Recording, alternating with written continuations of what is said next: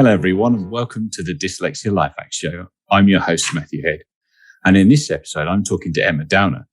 She is a DIY educator. You might know her better by her social media brand, DIY with Emma, where she provides hacks, how-to, and follow-along projects. Her videos have been watched over 25 million times. Around all these DIY projects, she somehow fits time in to be a life coach. Her background before she started all this was in textiles, and then went and studied an MBA before going into project management. I will post links to DIY with Emma, as well as anything else we talk about in the show notes, which will be available at dyslexialifehacks.com/podcast. Welcome to the show, Emma. Hi, it's good to be here. Yeah, it's great to have you. It's going to be a really interesting conversation, as I don't think I spoke to anybody with a social media brand before. I just hearing you talk back about some of my experience, it sounds so chaotic. I've never heard it spoken back to me before, so that was quite interesting. Yes, I was digging through your profile. I was like, I don't see the links, hence the questions. Because I was going to look initially, you finished university, started your own textile business by the looks of it. So how did that come about? Yeah, so I left university in 2009. So this was shortly after the financial crisis. And like a lot of people, I had found myself in a worse position after leaving university than I had been 4 years before university, and sort of had less chance to get a job. So I started that up because I wanted to, I guess, have a little control over my work and to be able to work in the field that I liked, because there was, at that point, no jobs available for me. I see. So, because you studied textiles at university as well, didn't you? So, how did you find going straight into the business world rather than learning anything about textile industry as an employee? That's a bit of a big jump. Yeah, I mean, it's a great question because the business side of things was actually quite challenging.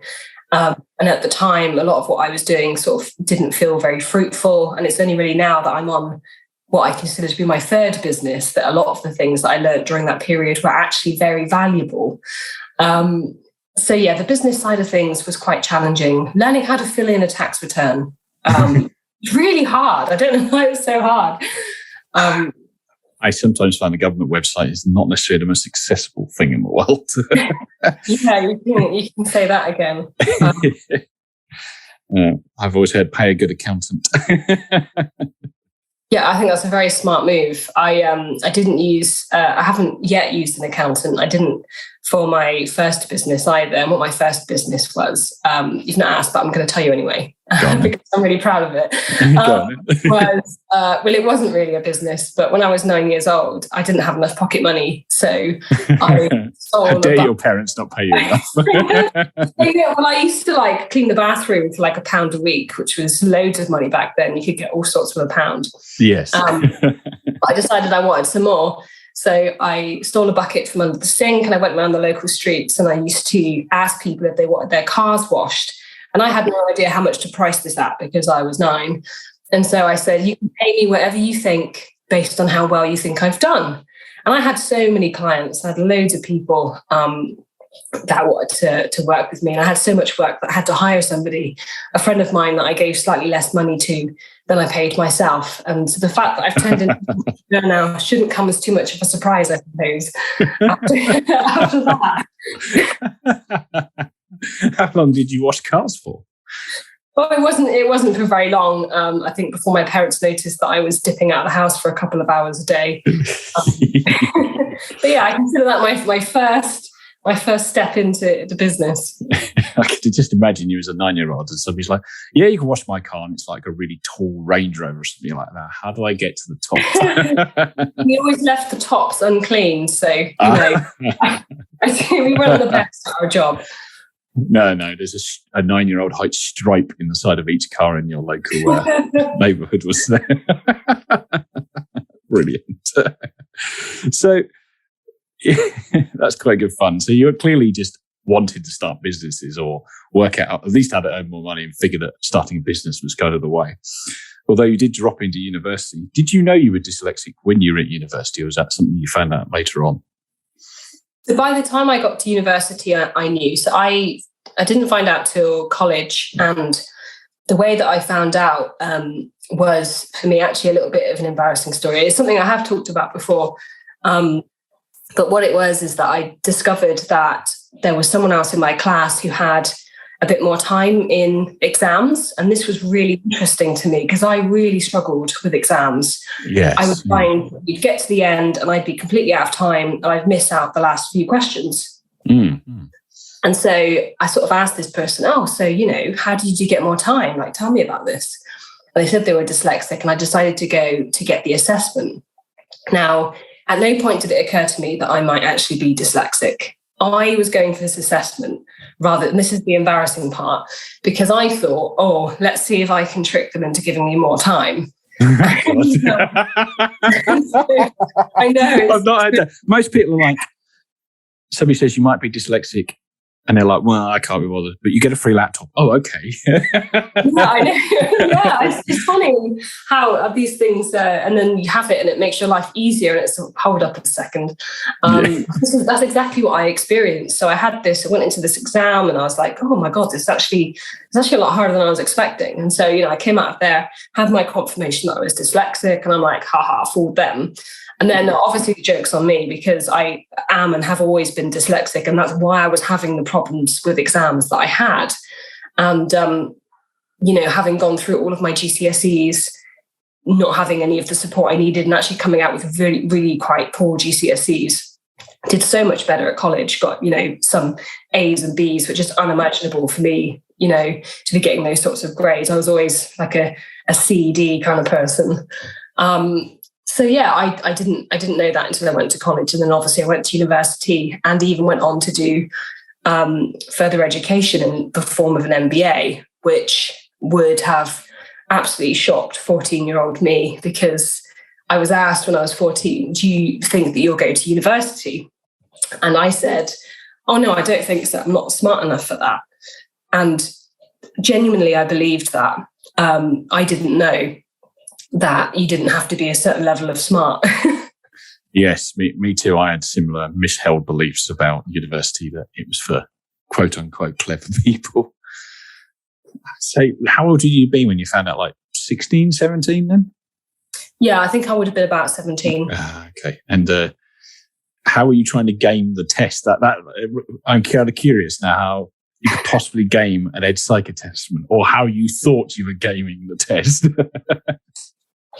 Well, it's a good question, because I thought, maybe I'll just do not so well at some of them. And then when I started the test, I was like, let me see how to do it, and then I can work out how I can not do it. This is so embarrassing, but so manipulative. But as I was doing it, I was like, oh God, it was really hard. There was the one in particular that I had difficulty with. You had to like cross-reference some information. So you had to take like one letter and assign it to its number on like the y-axis or something. And as I was doing it, I was like, well, this is actually really hard. But I'll just give it a go the best that I can. And it was a flawed plan, let's say. Yeah, I could see the flaw in this. I like that. I'll intentionally not do very well. This is actually really hard. It was that where it's like dawned on you slightly, like, I'm not gaming this. This is actually what I should have been doing in the first place. Exactly. And as an adult, I can look back and think how amusing it is that I thought I could outsmart an educational psychologist who is trained. Yeah, it's probably seen it 100 times before. Yeah. Exactly. Yeah. Get extra times in exams. So I assume when you actually got the diagnosis, you then believed that you had realised that you weren't gaming it, you actually were dyslexic. So did you take advantage of any extra, apart from the extra time, any of the dyslexic tools at that point? Yeah, it was, so to be honest, it was actually a little bit later in my life that I realised that it was true. Like, I was in denial for quite a long time. I did think that I was like, I've got this report, but, probably not really dyslexic. I did find lots of different things have been really useful throughout my career at work and at university. In particular, sort of voice recognition software and dictation, which are very useful for doing my thesis and things like that. I found that they were, for me personally, less useful for a work environment, only because even though people were very open to the idea of me having accessible things that, made it easier for me to work, I couldn't get over the embarrassment of talking in the office to my computer. I must admit, I'm with you on that one. I don't know how you use a voice-to-text software in an office. It's tricky, and it's not impossible. I think that people become acclimatized to it very quickly, because the only time I did use it was when I was in an office with someone else who was also using it. And people had become quite used to it, so they weren't fussed. But there's something about just suddenly blurting out, "Dear so-and-so, comma, new line," that's quite jarring. It just sounds really strange. It does indeed. But in fact, another situation I had was in a new organization I just started working in. It was day one, and I was writing an email to the top boss, but I didn't realize that he was sat across the table from me because I'd never met him before. Yeah, I can see where this is going. I was like, dear John, I wanted to talk to you about the strategy for the business, da, da, da, da, da. And he's obviously looking across the table going, she's not looking at me, but is she talking to me? I can't. So, and I only realized later that day, I was really embarrassed. I didn't need to be, but it's silly what we stick with her. Yeah, I find after a while they get into a flow and you're like, "Come on, new line," da, da, da, da, da. And you're like, this will sound terrible in the middle of an office. Yeah, dear so-and-so, I am really a comma. Yeah, working from home has made that a lot easier. Oh, for sure. Back to your textile business. You did that for a number of years before you went into studying your MBA at University of Bath. What made you wind the textile business up? Or what was the twinges that got you into thinking, I'm going to go study an MBA? Well, they were actually related in terms of timeline. So I was doing this business, I was doing it on top of my full-time work. And I realized that I probably wouldn't have time to do both. And I wanted to further myself with the MBA. But also what I was making was these sort of textile homewares. And even though I was using fabrics that were perhaps destined for landfill, or picking up fabrics that were, from charity shops that were in really good condition, what I was making didn't feel useful. The products that I was making didn't feel, they're just adding stuff to the world, and I didn't like that anymore. So that was part of why I gave it up. Okay. But also to do the MBA. So it was a time thing. Yes. What was your full-time job you were juggling around the textile business before the MBA? So at that time, I was working for the MOD, and I was in their clothing department. So at this point, I was able to get into work that was more related to my degree. And just buying kit and equipment sort of started off with clothing and, the stuff that the people in the army wear. And then I moved on to doing more formal project management, and moved away quite a lot from my original textile roots. And then I just turned into a project manager, and I was, managing all sorts of unusual things. How did you find project management as a dyslexic person? Because one of the strengths tends to be keeping multiple things going. Definitely, there was lots of things about it that I think I excelled at. There was lots of other things that I found quite difficult. So writing emails, always just my absolute nemesis in terms of finding the right tone, and having to speak to suppliers and just being absolutely terrified to send something with a spelling mistake in it. So I would say overall, it wasn't something that I was well matched to. I'm better matched to stuff that's quite creative and doesn't involve quite so much desk work. Yes. My own experience of the MOD is I did an assessment for a graduate scheme there once, and it was in the bottom of a hotel in Bristol, wood-panelled rooms, and I could barely drive the car by the end of the day. My brain hurt so much from all of this paperwork, and I'm like, is this the job? You have 15 emails to read through in 45 minutes. Go! Ah! So I don't know if that's what it's actually like, or they're just absolutely crucifying the grads who are trying to get a job there at that point. Yeah, I mean, there's certainly it's a job that I think has lots of different things in place to make sure that stuff is going well. Lots of, you could call it red tape, but lots of stuff to sort of reassure you that you're, for example, spending money in the right places. But that also does mean lots of forms, lots of things to read, lots of things to send back and forth. And that, is part of it. And that's the part of it that I'm less good at. Yes, I can imagine that that is not necessarily playing to your strengths. So obviously, going back and studying the MBA, did you study that full time or was that part time? So that was part time. So I did that over the course of 2 years, which is the shortest amount of time you can do it. Sort of on top of the full time job as well. Wow, that's a lot of pressure. How did you find juggling the two at the time? Was that just lots of late nights and early mornings, or how did you best manage that situation?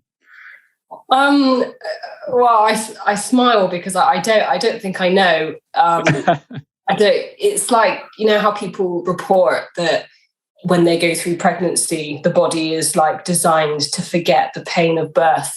That's kind of what it feels like. I imagine, having never done that myself. But when you have like a really difficult period of time, it's quite easy to think how challenging it was actually quite quickly. But I do recall that it was quite challenging, but it was something I really wanted to do, and I think that really helps. Yes, yeah. Putting time into something. Yeah, you get this sort of relentless drive there if it's something you really want to get into. I imagine lots and lots of coffee, because what would you be, like late 20s by that point? Yeah, that sounds about right. And actually, I think I was probably one of the youngest people on because I was the exec course, so it's also people who are doing it part-time. Typically, the people that do it full-time are a slightly younger demographic. They might do it the year after university, which was incredibly fortunate for me, because it means that the people that I'm there with are typically, have 10, 20 plus years more experience and are very smart and very nice to be around and great to bounce ideas off of. Yes, and lots of industry experience, I guess. How did you find the world of academia had changed since you're finishing your full-time degree to when you went back to your MBA, and your attitude towards dyslexia at that point? Oh, it's a good question. Because I think there was more available to me this time around, stuff that hadn't been previously. So one of the softwares that I was using, which I forget what it's called now, but it would record the lesson for you. So you could upload the slides and you would record what was being said during a particular slide, which is just absolutely game-changing for me, because if I'm writing down what's being said, I've missed what they've said afterwards. So yes. I have to choose which parts of the lesson I want to miss. I can't do both. And so if I have this recording, I can go back and I can listen to the parts that I missed out on.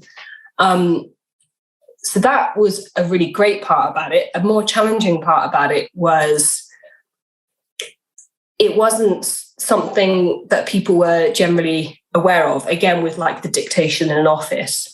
And so I had, like one person at one point come up and ask about it, because they're curious, of course. They're like, oh, you're recording the lesson. What's all this about? Yeah. And have sort of, expressed. Can I borrow it? Yeah, well, that might have been on their mind.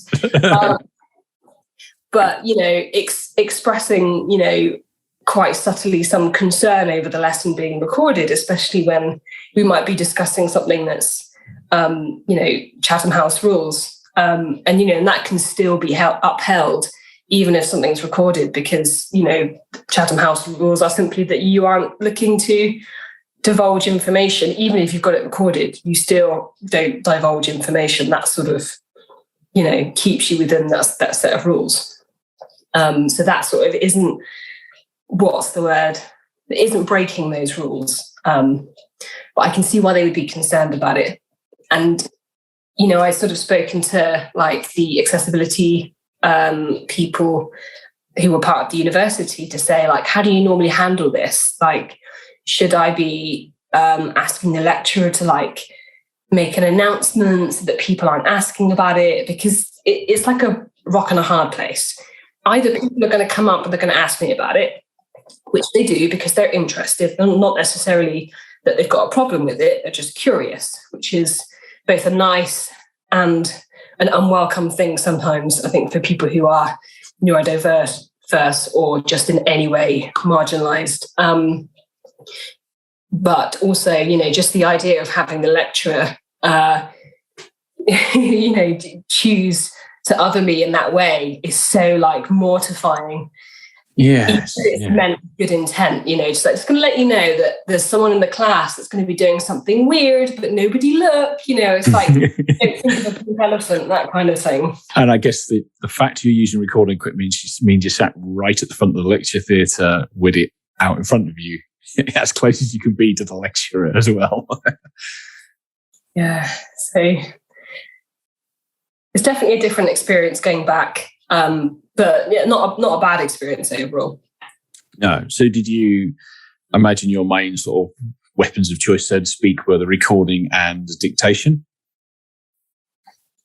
Yeah, well, I guess I didn't expect to have any support. I think this must be true for so many people. You get used to your coping mechanisms, and sometimes it feels too difficult to ask for the help that you need just to be able to participate.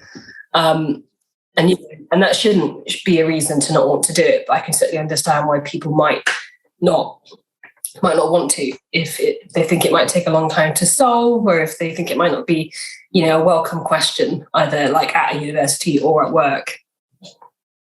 Yeah, I think so. And I think depending on what age you got picked up with dyslexia, so yourself in your teens, I was a 6-year-old, so it's kind of all I knew, but imagine you've got coping mechanisms that you have early on in life. And then you said you got the diagnosis, but didn't believe it for a little bit longer until 20 something.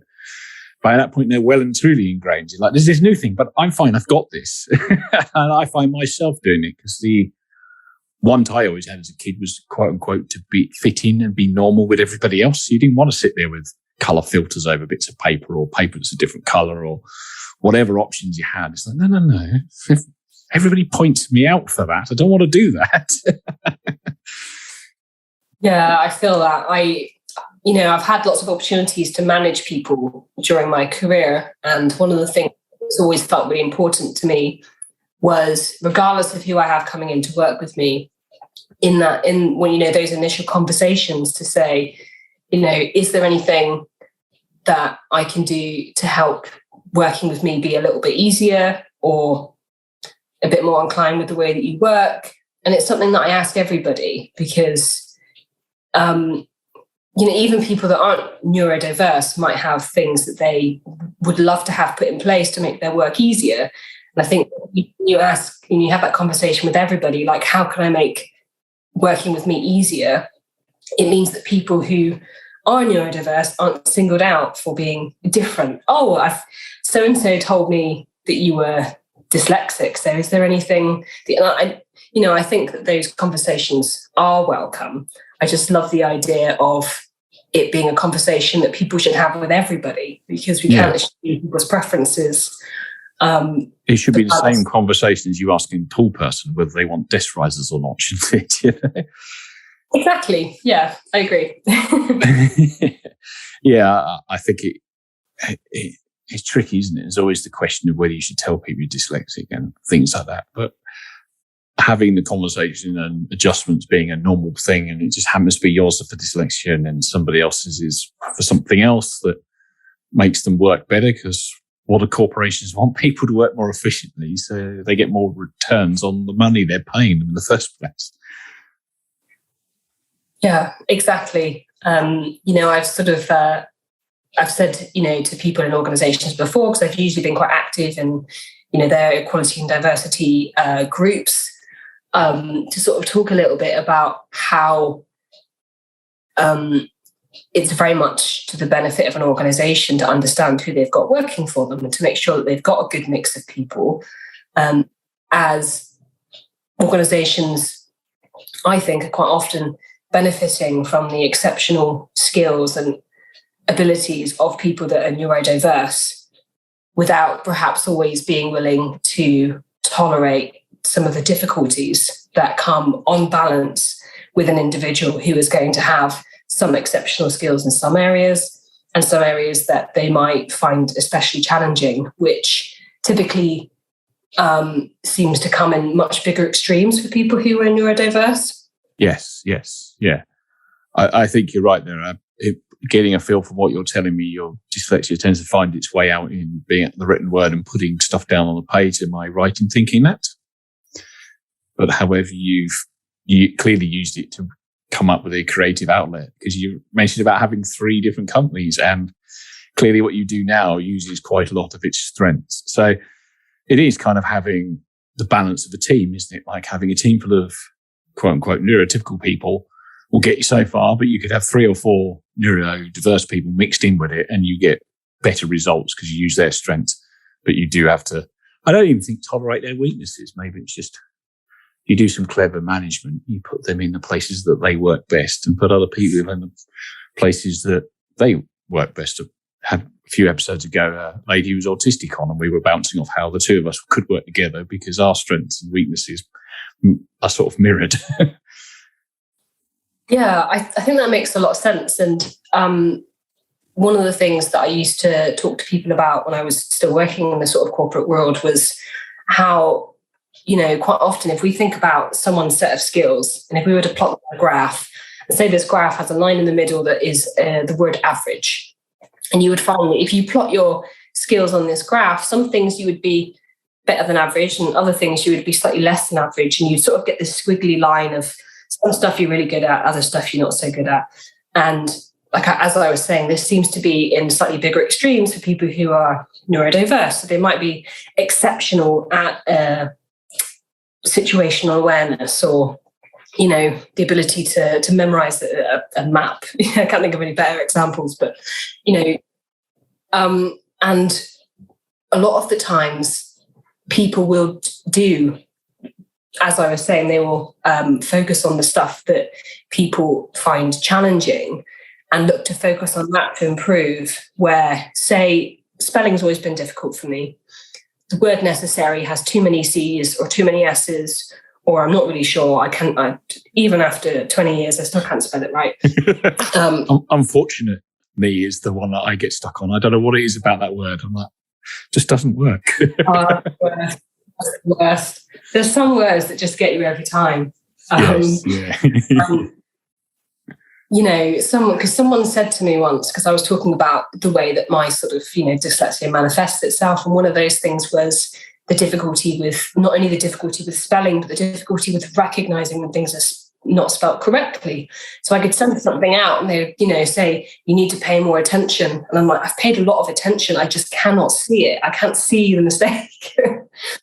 And my way of managing that was always to offer up the activity of checking my emails to a colleague or one of my peers, and I would pick up a piece of work for them that I was good at that they weren't good at, and we could do that exchange. This person had said to me, very well meaning, they'd said, you can get better at this if you tried. And it hurts my chest just thinking about it. Because she's not wrong. It is true that I could reasonably get a little bit better. There's still going to be limits to, I'm still not going to be able to see stuff. That's just the way my brain works. But you can reasonably get like a little bit better at any skill. You could get better at it, but would it get you to the standard they're expecting is the question, isn't it, really? You hit the nail on the head, because this is how I explained it to them. I'm like, say I spend, 20% of my time, my extra time that I've got to work on myself, to improve myself in some way, and I spend that time on my spelling, and, all goes well, and I get better at spelling by 20%.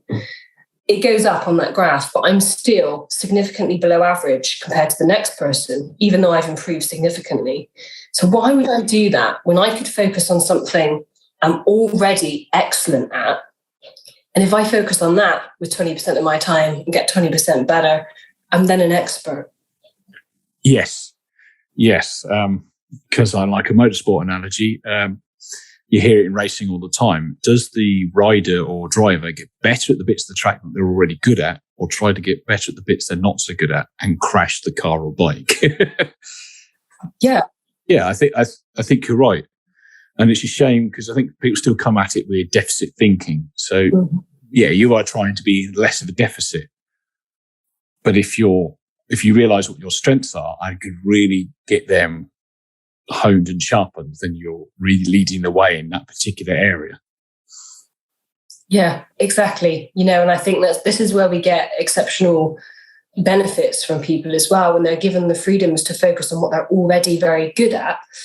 Just wonderful things come from that. And, what I'm doing now, I feel would be a very good example of that. So I've always been very good at taking seemingly quite complex ideas and making them very simple. So I love like taking how to wallpaper a wall, taking that activity and turning that into a 15 or 30-second video that tells you everything you need to know in such a way that when you finish, you're like, oh, okay, I think I could have a crack at that now. Yes. It's certainly, I think that kind of thing is a dyslexia strength, is to be able to present information or look at a complicated task and be able to sort of break it down into something and then teach it forwards, which is what you are doing now with your DIY with Emma. So just to kind of tie the loop off before we dive into that, finish your MBA, did you go back to the MOD as a project manager? Yeah, so I continued there for another couple of years and decided, I'd been there for 8 years at that point, and decided that I wanted to do something a little bit different. And I moved into doing consultancy. So I was doing kind of business change and, helping companies where they had this area of the business, be it a project or like an actual physical group of people doing a certain job, that they wanted some help to try and make that area better. So I'd go in and support them whilst they do that. And that's another job that was very enjoyable because it's very strategic, very forward thinking. You spend time working out, how do we solve this problem? I could sit there for an afternoon and work it out in my head and be like, okay, I've just worked it out and now we're ready. I'll draw it out for you what we're going to do, because it's all been worked out in my head from start to finish, including the list of materials and what happens when and who we need. It's all done. Oh, nice. And they're like, what? Okay. Can you write it down, please? And then we'll crack on. Yeah. Did you find the MBA paid off, out of curiosity? Yeah, definitely. I think absolutely. Like I feel almost that I would probably benefit from it more now, more so than, like, there is a reason why they typically suggest that if you do an MBA, you spent a little bit of time working out in the world, because it does make putting into practice a little bit easier. Obviously, since then, I've done more jobs and I've done working on my business. But yeah, I found it just really, really very fulfilling. I'm so glad that I did it. Oh, good. So you clearly did all this mostly corporate and consultancy work. And what made you do a bit of a huge left turn into becoming a social media mogul and doing DIY projects? Well, ever since I was 9, when I started my first business, I always knew, I kind of always knew that this would be the eventuality for me, because I really value the sort of level of creative freedom that comes with working for yourself. And, I've always sort of been very connected to the places that I've worked and the mission statements that they've had. But I've always wanted to be able to connect to a slightly deeper meaning for me. So going out and doing what I'm doing, really is a direct link to my value system and the thing that brings me a sense of purpose. So I have just an incredible desire to want to help people to help themselves. And, if you've heard of the phrase learned helplessness? Yes, I have. Yes. So, that's sort of referring to situations where people perhaps do genuinely have a sense of control and they are, able to actually change their circumstances, but for whatever reason have learned that they can't, like they feel like they can't change their situation. And I think that happens quite a lot for people when it comes to DIY, because there's a bit of a culture around, if you haven't done it perfectly, you shouldn't try. If you don't have the right tools, you shouldn't try. And there's so many different ways to tackle one problem. Some of the videos that I love that I've produced are where I've done something a certain way, and half the people in the comments will say, oh, this is how I do it. It's so effective. I really like it. The other half are like, this is wrong. You've done it terribly. It looks awful. And it's just a whole, and, I love hearing both sides of it, because people then start talking about DIY and what it is and what it means, and, gets people talking. And I find that quite exciting. Yes. One of my friends told me once, his lecturer said once, the expression, if a job's worth doing, it's worth doing well. So no, that's wrong. If a job's worth doing, it's just worth doing. Just do it. Because why not do it? Because you can't do it well. So how did the idea of DIY, how did you sort of think, this is the thing I should really, because it sounds deep, drilling deep. There's going to be puns everywhere in this episode. So drilling deeper into it, it feels like the DIY is more of a vehicle for learning process and kind of normalizing that and showing that there's plenty of ways to do this creative stuff and getting rid of some of the intimidation of, in that case, DIY. But I can see you extending out to other things. Yeah, well, I think just as you were sort of touching on there, it's not really about the DIY. It's about the activity of taking yourself and looking at something that you don't think you can do, doing that thing, realizing that you can accomplish it, or you can, fail it a couple of times and then change something and then, finally discover that you can do it. And it's enormously empowering, and you can apply that to any other part of your life. I used to be terrified of speaking on the phone. I had a phobia of speaking on the phone when I was like 17, 18.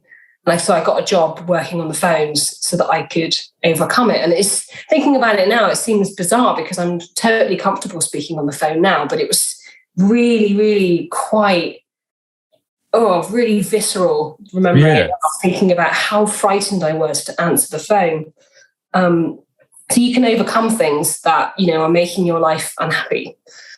I don't know if that answers your question. I think your question was about sort of more how I'd gotten into that. Yeah, I think you answered the part of the question of what the philosophy is behind it, and actually it's translating DIY is the system or the sort of method you're showing, but actually the methodology could be applied to cooking, fixing cars, fixing anything, or learning anything, life learning, instrument, whatever. So why did you pick DIY? That's a good question. It's a good question because actually, as you know, my background is textiles, so I could have easily have created a sewing channel or something to show people how to fix their own things or to make something new. I think DIY because I've always been really interested in renovating houses. So I was the kind of kid that would come home and switch over from home and away to DIY SOS, so I could sit and watch the houses being flipped. I loved it. I thought it was so good. Yeah.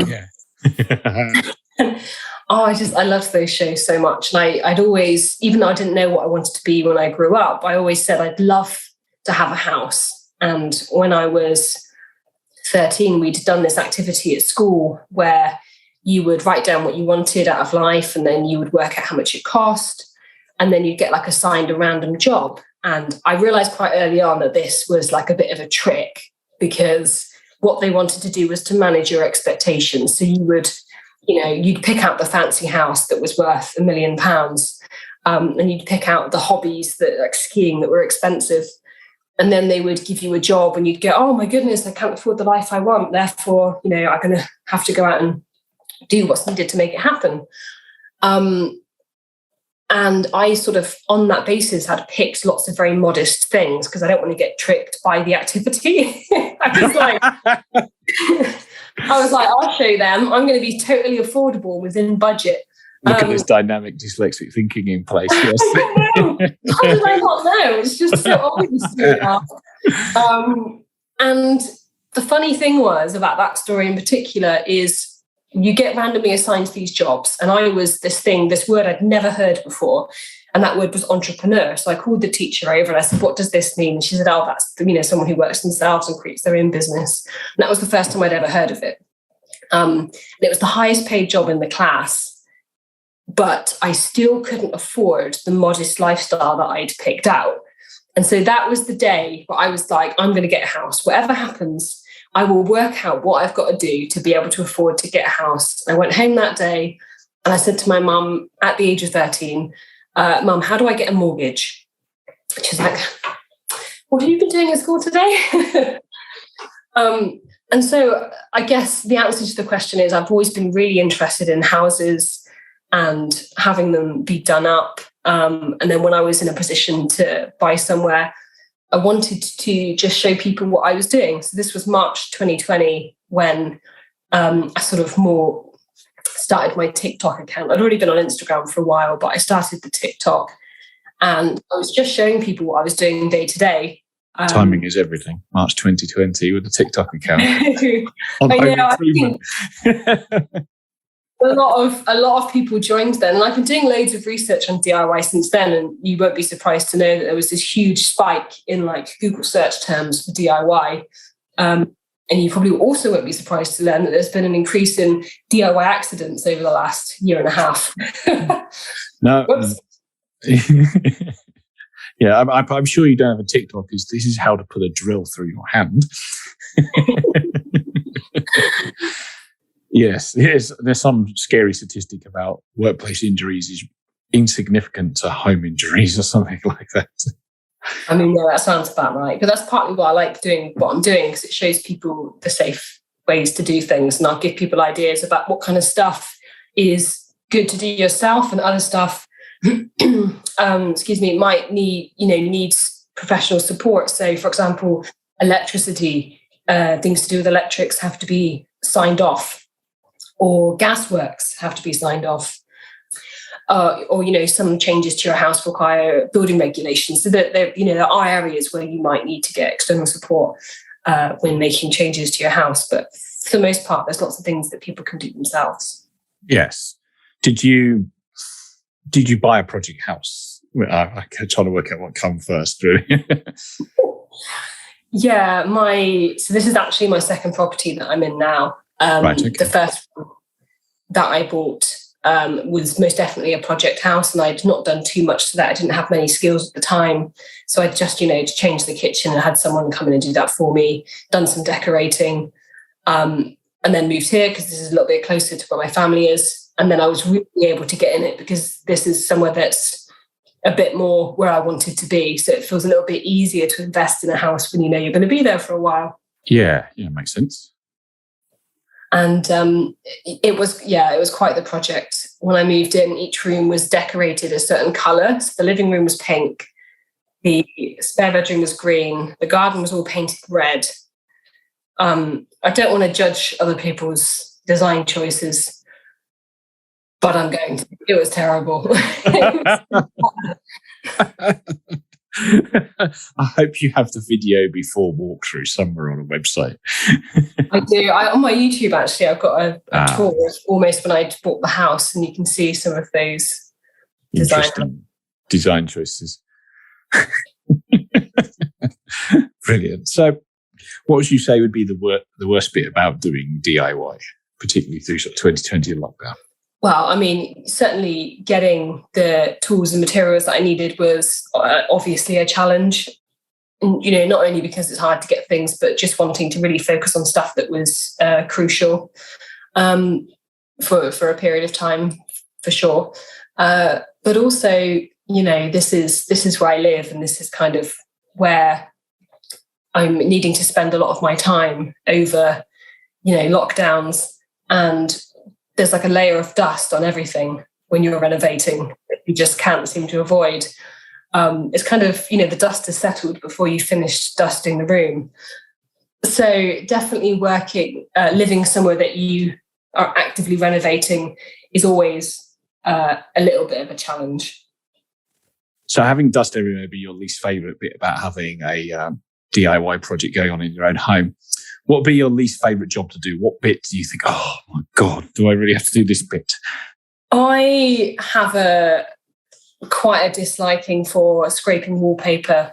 So, I always say to people, even if you're capable of doing a job, if you want to hire something out, there's no shame in that. If there's a job you don't enjoy, like, it's supposed to be fun. It's supposed to be enjoyable doing DIY. So if something isn't serving you, definitely stripping wallpaper would be that for me. So for the most part, it's actually really, really enjoyable. But if there's particular jobs like that just aren't that enjoyable for me, that's when it can get a little bit dull.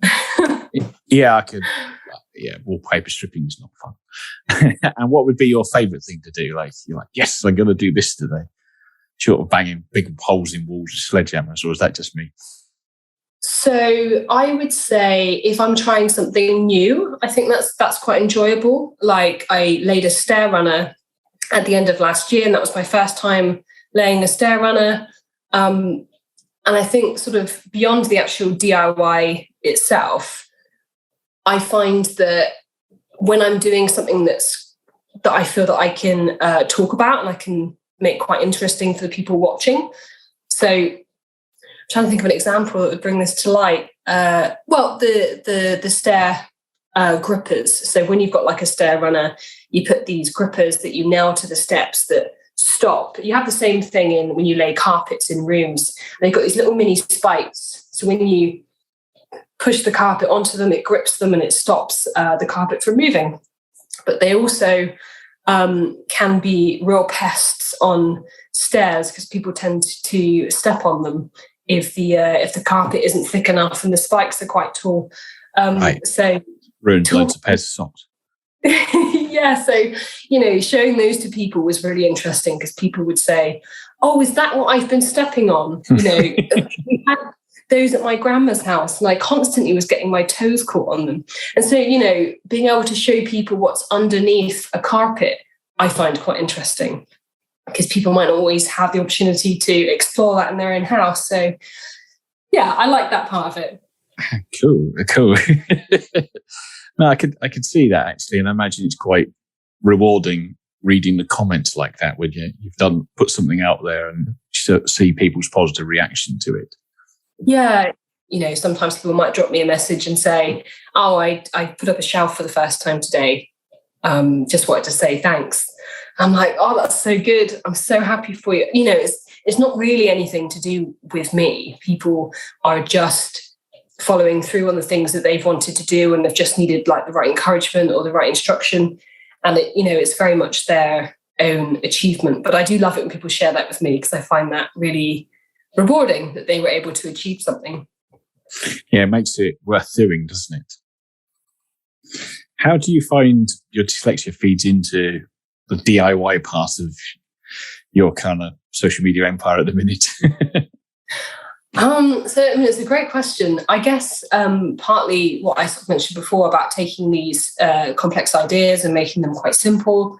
And also I think just the ability to plan out what the space is going to look like, because it's very it's obvious to me how it's going to look in minute detail. So I could visualize 2 years ago before I started, how long the worktops would be and how the edges would be finished and how wide the cupboards would be. And, I can look at, I'm looking now at my kitchen wall and I knew how many cupboards would fit into that gap without measuring it because I can tell how big the space is.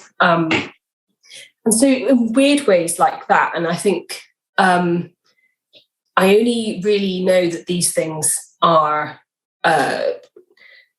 related to my dyslexia, or partly because I've, looked it up, but also I'll find myself being good at stuff that people find difficult. And I had no idea that they were things that people found difficult. And it's, until you actually ask people about these things, you can be quite surprised. Yes. An example would be if I travel somewhere, I only have to go there once and I would never forget how to get there because I remember the entire journey. I remember every turn. And, I've got friends that will confess to me that they still can't find their local Tesco, the one that they've been going to for 8 years, once a month. And I'm like, I find that fascinating because I don't know how you can't know. And they're like, how do you know? I don't understand how you know. So definitely the visual element and imagining what it might look like. Yes, I tend to see everything in 3D. So can you do a visual sort of stand in your kitchen when it first started and visualize where everything is, how it's going to fit, almost to the point of how it comes apart and how you're going to make it fit and how all the parts slot together and what you're going to do here and how it's going to look? Yeah, I mean, exactly that. So I'll basically do my brainstorming sessions, which will essentially just consist of me sitting and staring out into space for a very long time and the entire thing from start to end. And that's typically how I work out what I need to purchase. If I'm looking to pick up materials or equipment, I will imagine myself renovating the entire kitchen from start to end. And that will tell me what I need to buy, when I need to buy it, what colours, how much I might need. Do you use mind mapping or anything, tools like that to help kind of refine the process, or are you quite good with not sort of going off on tangents? I guess it depends a little bit on if there's a deadline. And so I used to use those quite a lot at work where it's freedom to, to sort of time-wise, things might have to be done by a certain time, which actually make things a lot more difficult. Like these deadlines that I had when I worked in corporate sometimes were superficial because they just wanted to know what progress was being made. And I wanted to say, just tell me what do you want it done by, and I'll make it happen. You don't need to worry about any of the bit in the middle. Yes. So I don't know. Does that sound like something that you would do? Is that relatable at all? Yes, sometimes, because sometimes in the middle, I might have gone off on a little bit of a tangent and then need to have a word with myself and sweep it back in. But it's like the end result is great. You probably don't want to see the messy middle bit where everything's all over the place and there's pictures dragged in or whatever. But quite a lot of time I'm doing 3D design because I work as an engineer. So I've done all that internally before anybody ever sees it anyway. It's only when I'm putting together like a presentation or sort of pulling together lots of regulations, which lots of reading, and I have to dump them into PowerPoint and put pictures with it. Like, this looks like this. And then give it a clean through. So the midpoint, is not very good at all. I know. I don't know if you've ever had this where like a boss or someone might be, it's fine. Just show it to me as it is now. Like, you don't want to see it right now. Yeah, don't worry. I've got it written down on my notepad, and every sentence of that notepad has a different jaunty angle depending on where my hand has gone at that particular point in time. It makes sense to me. It's just in code for you. Can leave it open on the table and you still don't know what's going on. So, one thing I want to kind of get onto really is building a social media sort of, I keep calling it empire, but following. How did you build that in? Because obviously you decided to use DIY as the tool for normalizing learning and how to kind of learn. And I assume you did have the intention of building a kind of online brand, or is that something you accidentally fell into? I think the intention was there. And so I've been producing video, sort of short form video content for Instagram for a couple of years. And, I wasn't necessarily all that good at doing video editing. When you're learning a new skill, you're not always that good at it to begin with. But I kind of just want to show people what I was doing with my renovation, and never really got anywhere on Instagram because that just obviously it wasn't the right format for the platform, because they were these beautiful pictures of, someone's kitchen that's finished. And I was like, look at my messy house and today. And it just didn't, it wasn't the right match for the platform at that time. And then of course, TikTok came along, and, they'd been spending, I'm sure, like 30% of their marketing budget on directly targeting me to download the app. Or at least that's what it felt like. Yes. Every single app, like every single ad that I saw was for TikTok. So in the end, I was like, fine, I'll do it. It works. It really worked. And then I downloaded it, and I think what really helped me get into the app to begin with was because I'd worked on Instagram for 2 years, I had 2 years worth of video content that I just started uploading to TikTok. And that helped that first sort of snowball. Yeah, I mean, there's something that the app quite likes about the regularity of uploading, and the sort of the more you post, the more people start to engage. Somebody might maybe leave a comment on it, or they might share it with a friend, and it kind of just like, and then you get your first viral video, something that people quite like, and that can be quite exciting. And, you might get a few extra followers from that. So I think starting out with a lot of content was quite helpful for me. Yes. Yeah, you'd almost served an apprenticeship on Instagram before moving over to TikTok. Yeah, I did. And so, a lot of what I was producing was time lapses. So I would just time lapse what I'd done that day. And, I couldn't even really tell you why I started recording it. I think I quite like watching back what I've done. I find it really satisfying to see an entire project be done from start to finish. And, I sort of remember there was one day where somebody had left a comment that asked something like, do you ever finish a project? Which, I mean, it sounds like they were kind of being a little bit rude. I think that their question was genuine. Like, you've got all of these time lapses of random parts of your house. Do you have any finished projects that you could show us? Because that would be quite interesting. And that comment really stuck with me because my content kind of changed a little bit from there, because I thought, maybe people really want to see finished stuff, and maybe I'll try that out a little bit and just kind of test out some new content. And so I started to show where I'd finished stuff. I thought they quite liked that. And then I thought, well, I'll show them what I'm doing day to day, because a lot of my stuff isn't finished. And there was one particular project where I was really just putting off starting. And I did a video where I said, hey, look, I'd really like some accountability to get this done. I'm going to promise you that I'll come on and I'll do just a tiny bit every day, even if I get one screw put in. And I did these videos on this first project. It was my office. It was these cupboards that I made. And that's kind of like how my follow-along projects were born. And that's sort of one of the key things that I do now. As you mentioned at the start, I've kind of got DIY hacks. So anything that I think will kind of blow people's minds and make their job a bit easier. How-tos, so it might be like how to hang wallpaper, and then these follow-along projects where it's literally just like a little daily dose of DIY. And a really recent sort of addition to my follow-along projects is I dress as superheroes. Yes. You may have seen. Yes. How long does a Spiderman outfit last when you're crawling around doing DIY tasks? It doesn't feel like it's very abrasive resistant. Well, it's not. I was using an angle grinder the other day, and that's certainly not the right outfit for that. A bit of a screw pinged off, as it does, but it was quite hot, and it landed on my leg, and it like melted through the suit.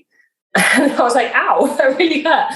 So that there's a hole in my Spiderman outfit because it's obviously not built for flaming metal.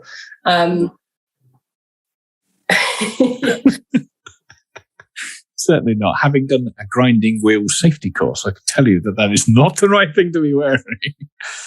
You'll know better than I will. It is amusing, I think, as I was thumbing through some of your content, there's the evolution of how dirty that suit has got with all the sort of, it's perfectly clean, and then it gets parts where you've clearly done a job where you've been kneeling in it, and then another job where you've been leant against something, and it just amuses me, the patches of dirt that are all over the Spider-Man outfit. Oh yeah, it's covered. And one of the benefits of actually doing that is I kept on ruining all of my good clothes. And it means that I now ruin one outfit rather than 10. So that's an absolute bonus. Do you find they get a bit more engagement? Happen to be randomly dressed as a superhero? Does that make it more accessible to people? Yeah, it was an interesting response actually, because I was thinking about doing it for a while, because for no other reason than I thought it would be just really fun and a bit weird. And I don't know, I thought that would just make me doing DIY more enjoyable. And when I reached sort of 50,000 followers, I said, hey, let's celebrate. I'll dress up as Wonder Woman for the rest of the project. And so I did that, and people, I think, become quite curious without that context. They're like, why are you wearing this? I don't understand. I get loads of comments saying, is no one going to mention that she's dressed as Spiderman? And so I think that, it is useful as a video hook to get people to become curious about what's happening. Yes. Do they do red steel toe boots and gloves? I should look into that. I don't know. Here's my matching pair of steelies for this Spider-Man outfit.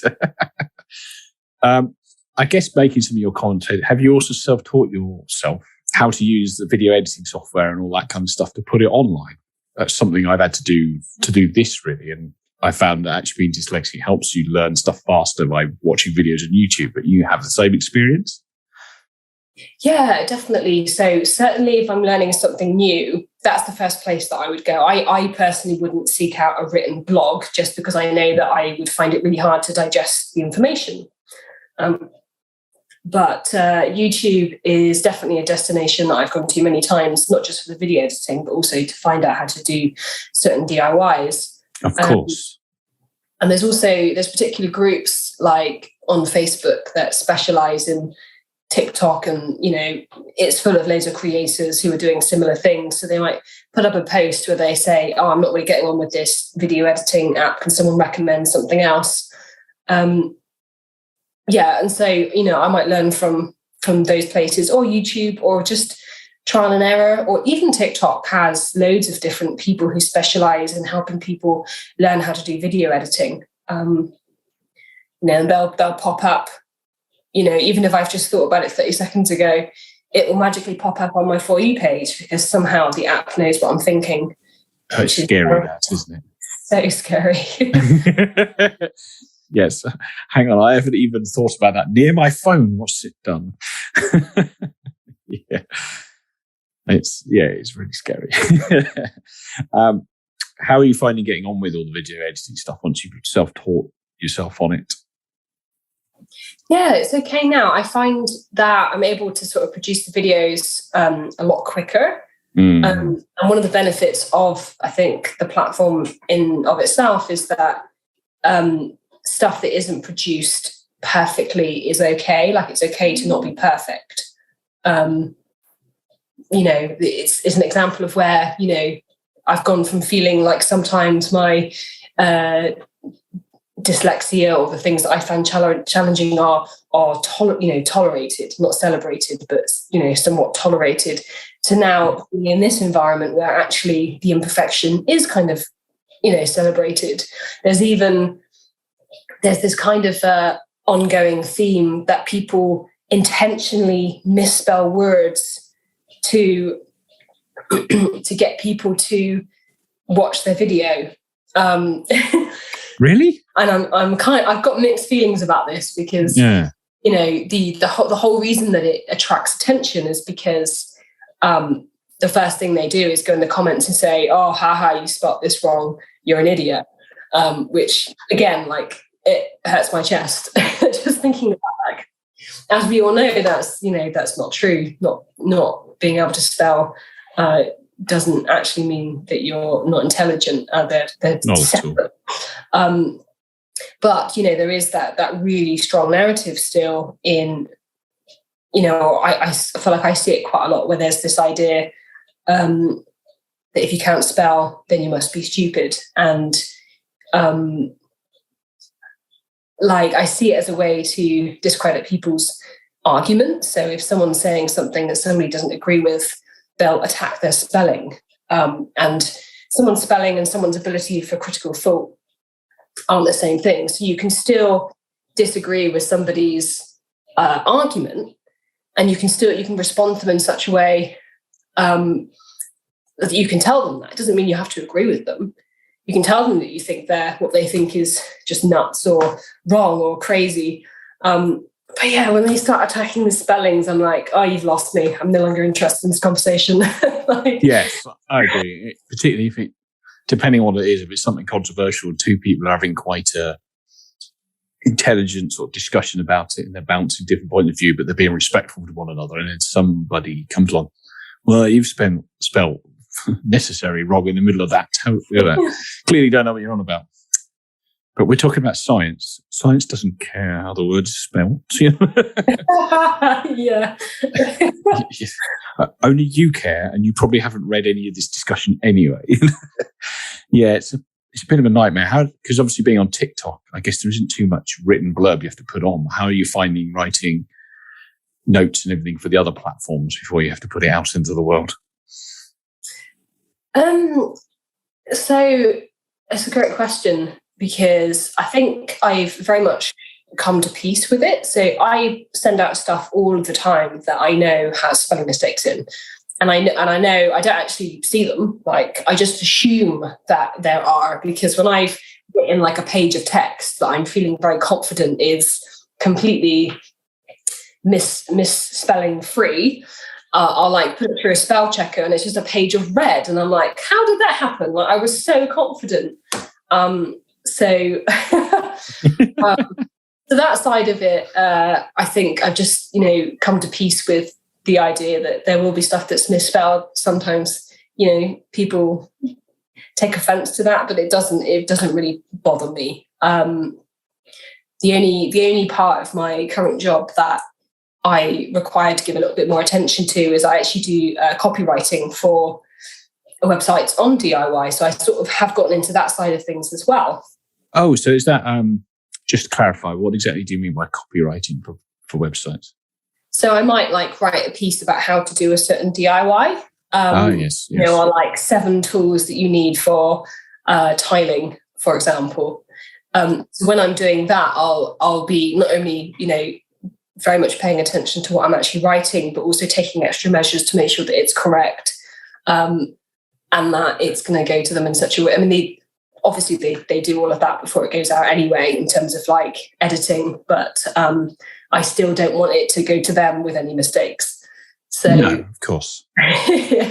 But doing the copy writing is something that I feel very proud of, because it's not something that I ever thought would be in my future, being dyslexic. I always thought, well, I guess writing's off the table, never going to be able to do that but there's things that you can do now to sort of help in that. So whether it's putting it through some online software to pick up the stuff that you might not be able to see, or, even when they check it for word usage, that's really helpful. So you've got the right version of there, or,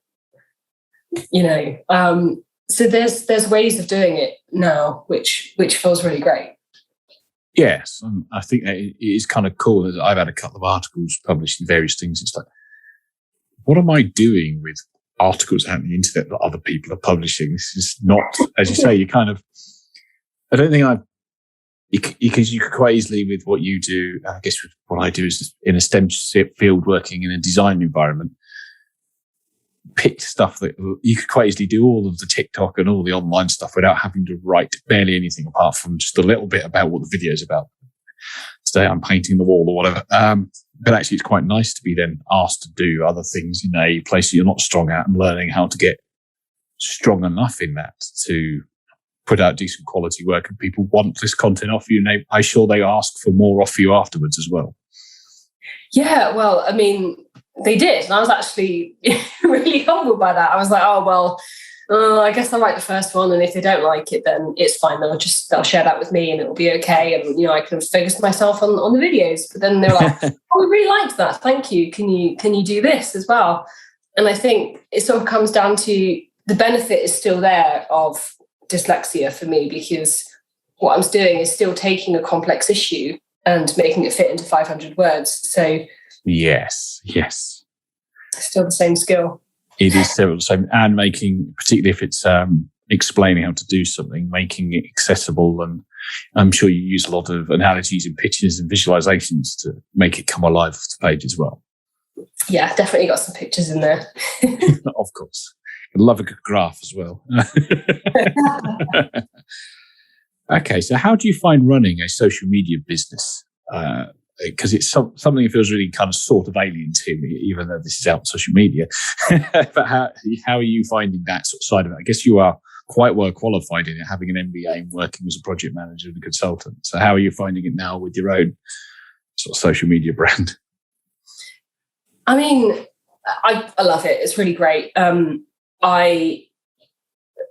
so glad that I decided to start doing it. And I always knew for many years before now that I would regret not starting sooner. You know, when you think, I can't do this, I'm too scared. But I've got a sneaky suspicion that the second I do, I'm going to say to myself, why didn't I do this sooner? That's definitely the case. I really enjoy it because I really value being able to control my time and to be able to control my creativity. And for me, that means, for example, my energy levels really change throughout the week. So I might have, say I've got Monday comes along and I'm feeling in the vibe to make videos.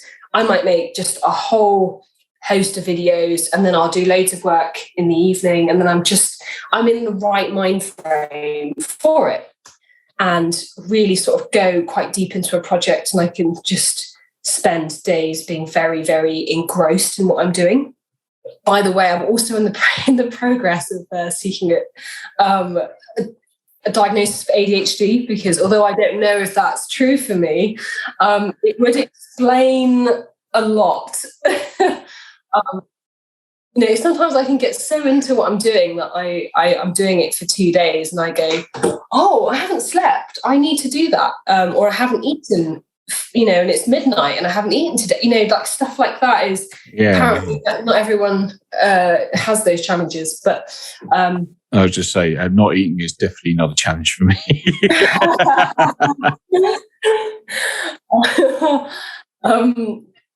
So just in terms of energy levels, I'll find that I have these really intense periods of energy, and then following that, usually have probably a fairly intense period of not wanting to do absolutely anything whatsoever, which is challenging when you're working in a job that you're expected to routinely turn up and have the same level of energy all day. And especially sort of in today's world where typically people are asked to work between 9 and 5. And my best working hours are from 6 to 2 in the morning. So for the last decade, everyone's been missing out on my best hours because that's when I've been working my best, and then during the day I'm useless. Yeah, I sometimes find that some days just sat there, my brain just doesn't want to do this today at all. Or I'm really good at 10 o'clock in the morning, and if I can get something rolling, I can just put music on and do it all day. But if I've missed that kind of window, and it is tough when you're doing a 9 to 5, having to kind of fit in with it sometimes. Having not been fully self-employed, I don't know what experience, but I know for a fact working 2 o'clock in the morning doesn't work for me. I tried it. I'm more zombie mode by that point.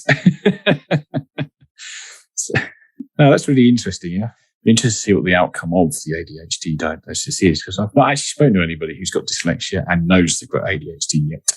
So it's interesting how the two may work together.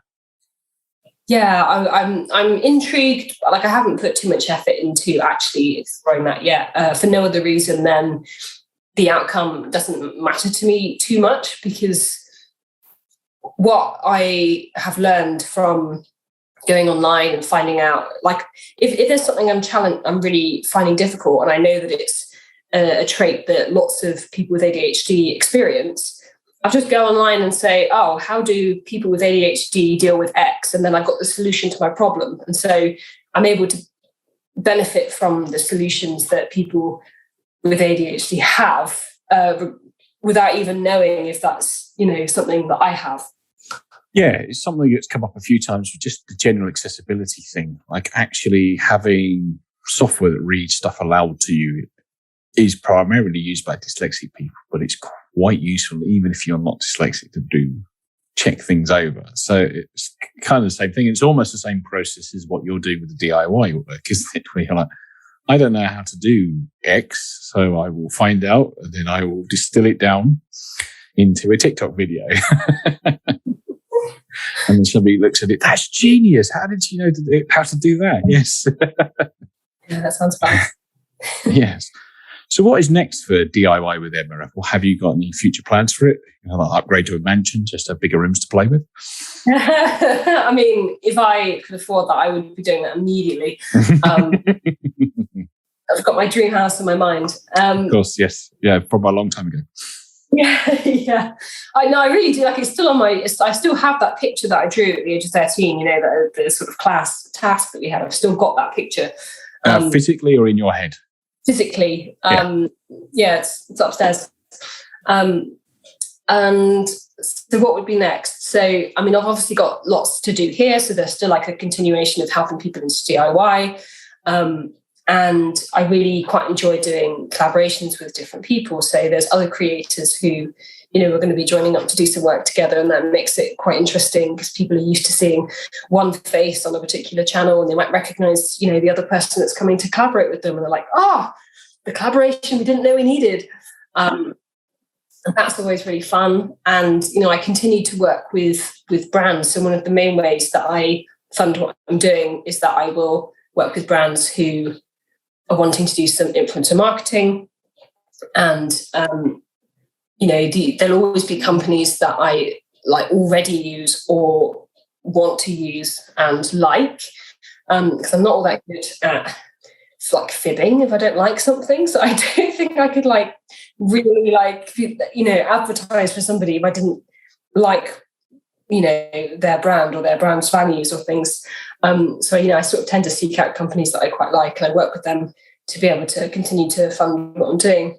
But as for the future, there's kind of two main things I'm looking at. One of them is moving a bit more into YouTube, as I can make longer form content there. TikTok's just limited by 3 minutes. And I've sort of had this long-term goal that I would love to be able to get involved in changing the education system.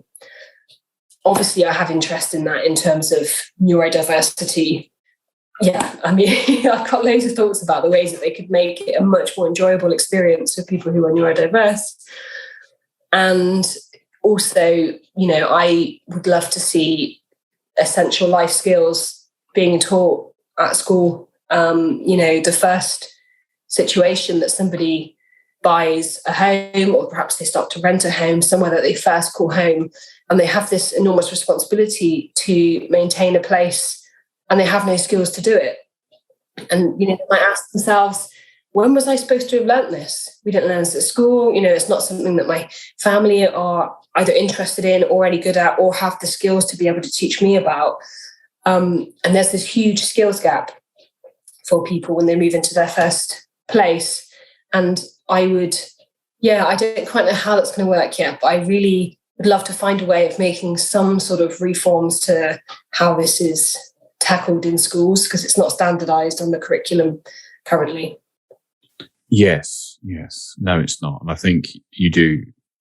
It's quite a powerful point, isn't it? And even just having a lesson that teaches you how to learn, the lesson that teaches you learning about learning sort of thing.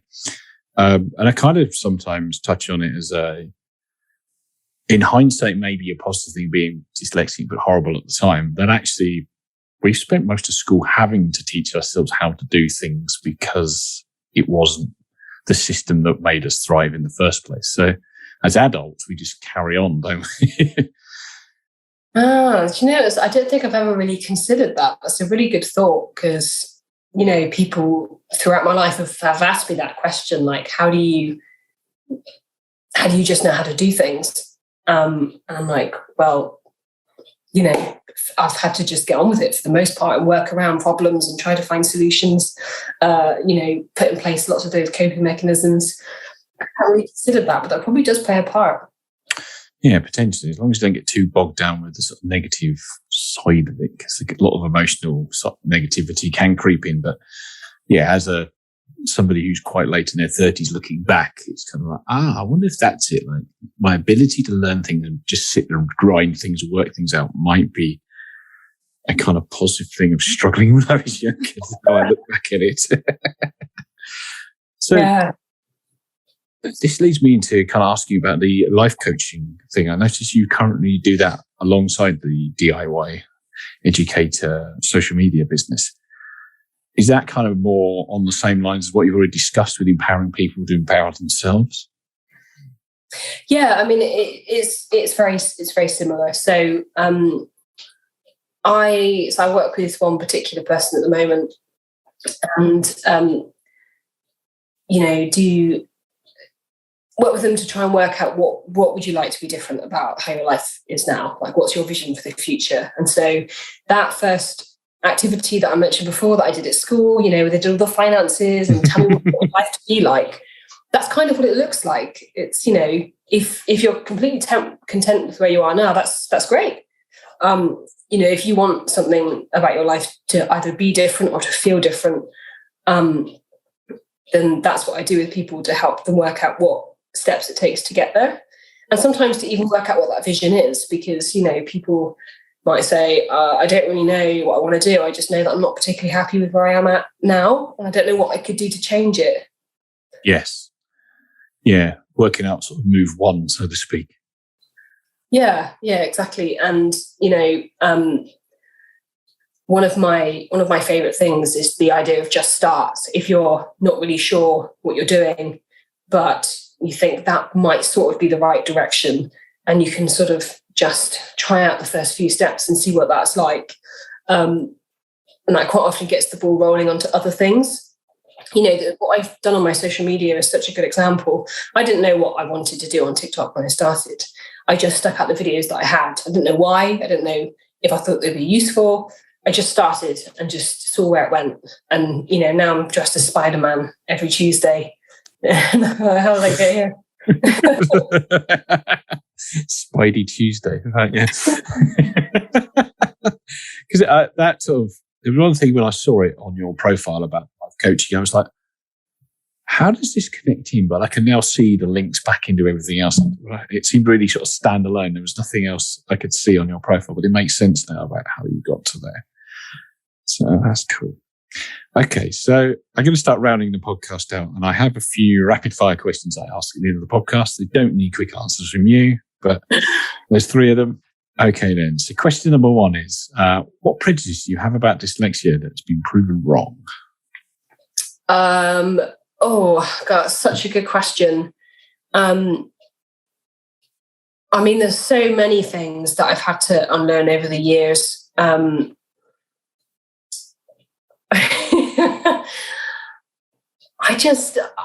feel like everything I've ever, was taught at school was not correct about dyslexia. So, for example, the idea that if you can't spell, you're stupid.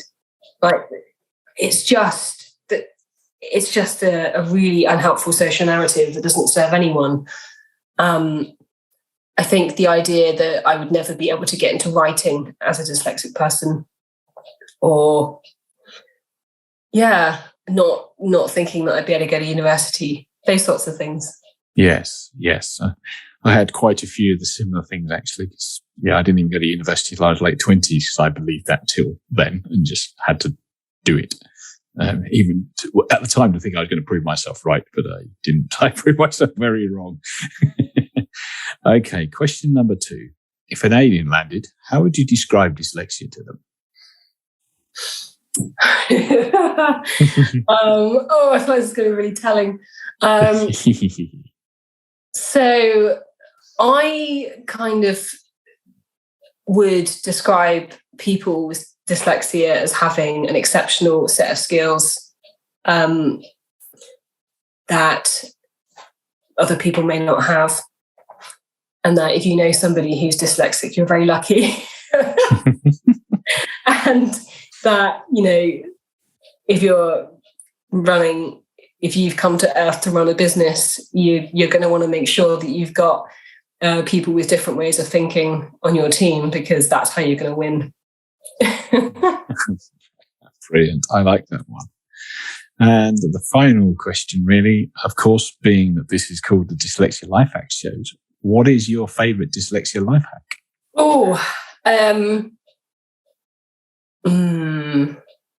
So, the first one that came to mind isn't really a hack, but I've been very slowly trying to normalise the use of voice notes on WhatsApp. Okay. Yes. with the friends that are receptive to that. So if I can reply with a voice note to anything, I will absolutely do that. I would much rather, if a company emails me about something serious, that I could just do a voice note that said, okay, great, that sounds fine. That's what I want to do. I don't want to say, dear sir, I don't want to say, thank you for your email and providing more detail. I just want to leave a voice note. So I try to, people are quite used to that from me now. I might leave it, and if it's urgent, I might say like, "Oh, this is an urgent voice note," or I might put it in text if it's urgent, because not everyone can listen to stuff like that straight away. Some are busy, have headphones. But yeah, for the friends that are comfortable with that, I look to use voice notes wherever possible. No, good hack. And just to build on that, you can dictate to the text message bit in any text message app on a modern mobile phone and hit go. So in theory, the person on the other end doesn't know it's a voice note, but you've done the same process. Yes, exactly. Well, I do that quite often as well. I'll dictate as often as I can. And actually, so a very specific hack that's to do with TikTok that would only be relevant to a very small group of people. If you are captioning your videos, which I like to do, because I think it's a good thing. And being dyslexic, I know what it feels like to be excluded. And so I want my content to be accessible to people who, are hard of hearing, or just people that can't have their audio on all the time. I'll be at work and not working. And I want to watch my TikTok instead. There's a capability on there to caption what you're saying, which can be really handy because it means that it does it for you. It's automatic. But it doesn't caption the music. So if you've got a song playing that's critical to the context of the video, it doesn't capture that. But they do actually you can do like a voiceover.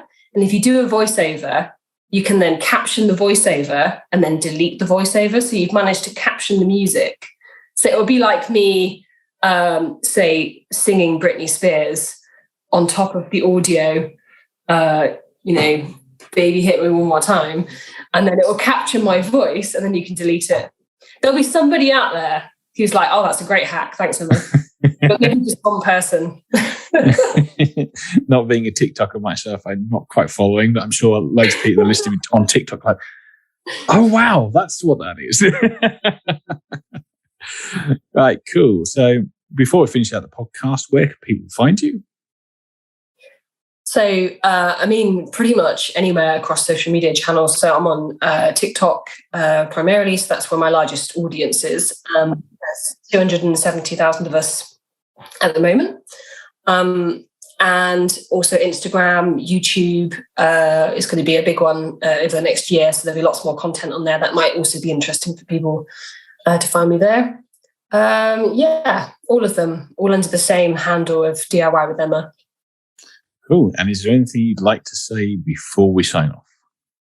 I don't think so. Just to say thanks for having me on. It's been really enjoyable, and I love opportunities to talk about dyslexia and what it's like being dyslexic, because I absolutely love it about myself. So I love talking about it. It's been great having you on, and it's one of the reasons I like these conversations to kind of normalise it all, so other people can hear how, yes, there's maybe weaknesses and strength, and there's also strengths, and how people navigate the world as a dyslexic person, and how they achieve great things as a dyslexic person. So thank you very much for coming on and spending the time with me talking. And I want to say goodbye to everybody else for now and see you in the next episode. Goodbye for now.